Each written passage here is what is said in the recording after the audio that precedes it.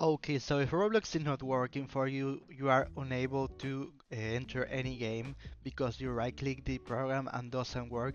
That's because you are using the desktop app, the one that you can download on roblox.com.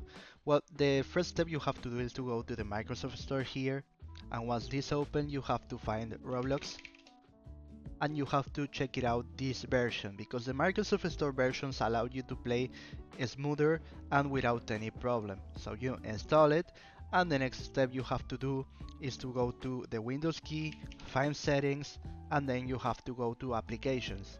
So once you're here, you have to look for Roblox, and you have to uninstall the desktop version from roblox.com.